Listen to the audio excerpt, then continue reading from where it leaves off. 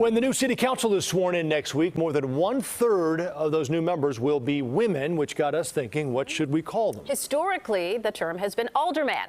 But as Lauren Victory found, there is not a one-size-fits-all title that makes everyone happy. The voting is now closed. This is footage from one of the last city council meetings before a new regime is sworn in. The political body won't just look different. Some members want to be addressed differently, too. Wanting to create space in city council.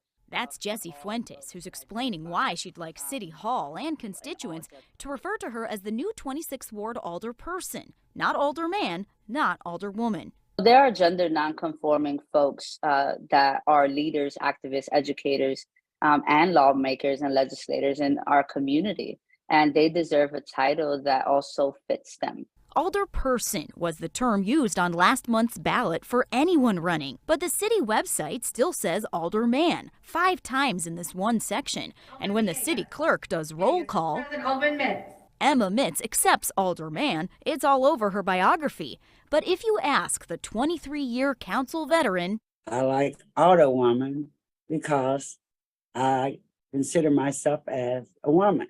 CBS 2 reached out to all the females who will be members of City Council come next Monday. We heard back from most, and their preferences run the gamut. Nicole Lee, Lenny Mana Hoppenworth, and Emma Mitz all prefer alderwoman. Maria Haddon and Angela Clay are okay with alderwoman or alderperson. Jessie Fuentes prefers alderperson. Silvana Tabares and Pat Dowell prefer alderman. Deb Silverstein, Monique Scott, and Rosanna Rodriguez Sanchez are fine with all 3 terms.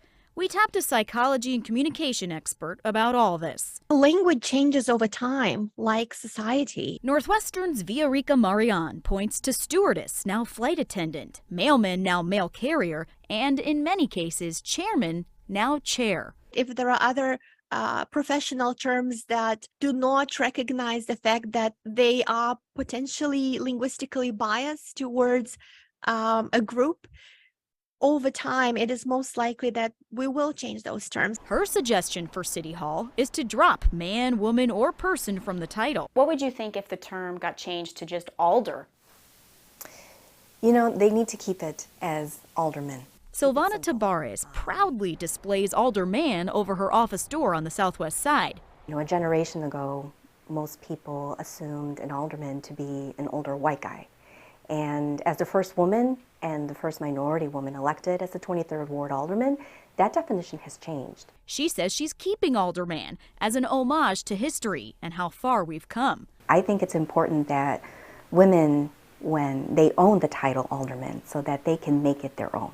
To each their own, we've learned the new class of aldermen, alderwomen, and alderpeople are scheduled for their first meeting in less than 2 weeks. Lauren Victory, CBS 2 News. The term alderperson actually became part of Illinois law in 2021. It is supposed to replace any legal reference of alderman.